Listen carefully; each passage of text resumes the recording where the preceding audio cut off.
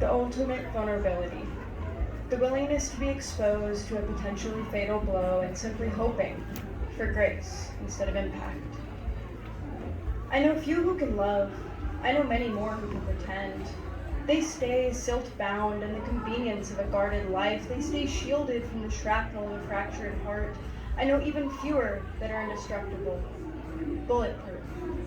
People think that being bulletproof means that love can't hurt you either, and that's wrong. Love just means that you're willing to sacrifice anything and everything you have to care about the one who could hurt you the most.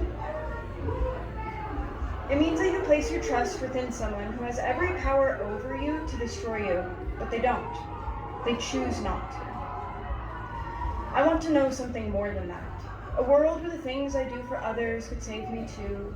A world where the feelings I hold aren't misplaced, alien to my peers. I want to feel the burning passion mirrored back to me, as if I were no longer an exiled stranger, a foundling from the world that I wander. I am a victim only of compromise.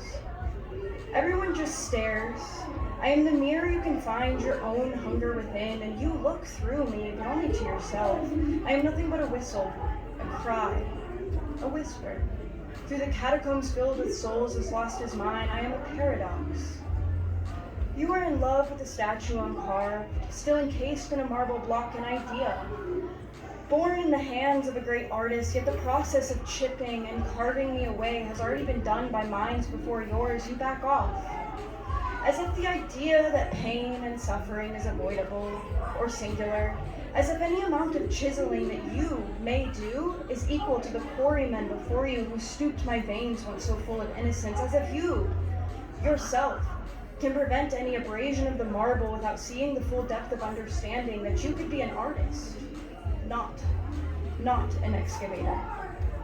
You see the beauty of the potential, but you feel the marks required to release it. Previous clumsy hands have already left their legacy on my surface, the internal fractures and white marks known as stuns.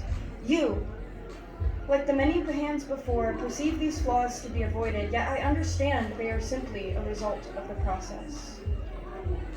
You're in love with a girl that time forgot. The edges of my soul, moss-covered and swollen, ache for the idea of an artist capable of abating my rough edges, an endless process to reveal the grain in the bedrock of my soul. If the world fears the mark of the chisel, maybe it is better for me to let them starve on the sight of an unhewn block. I have stopped looking at the horizon for the one with the chisel. Instead, I am learning to embrace the comfort of dust. I refuse to be a casualty of the quarryman's lust or the artist's cowardice. I would rather remain encased, silent, cooling dark of the earth than to be half carved by a hand that trembles at the sight of my scars. From here, there is no further. I am already at the place where the moss grows thickest over my heart, where the silence is not an absence but a fortress, a sanctuary, a thin, vitrified patina strengthened by the fractures I have endured. I crave for an artist, but for you to touch me, you must first learn the language of the debris at my feet.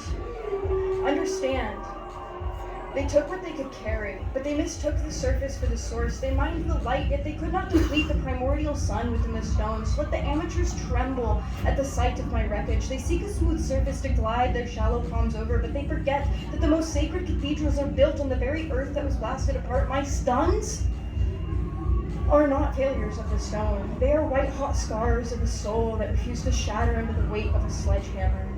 I am the industrial byproduct of divine grace. I am a relic forged in the shrapnel of every fatal blow I chose to survive. So if you wish to love me, look beneath the debris of those who have tried to exhaust my potential. You will find that I am the friction of the iron against the unyielding. I am the spark born from the strike. I have learned to light the soulless catacombs with the fire from my resistance. I am the burning grain that melts the metal of the chisel. I am the heat that turns the tools to liquid. I am no longer waiting for an artist to save me. I will be the one who shapes myself from the marble, because there is a certain divinity in being the wreckage that refuses to be cleared. If I am to be a paradox, then let me be the one that breathes through the fractures and bleeds into the marble until the next hand that tries to carve me is the one that ends up broken.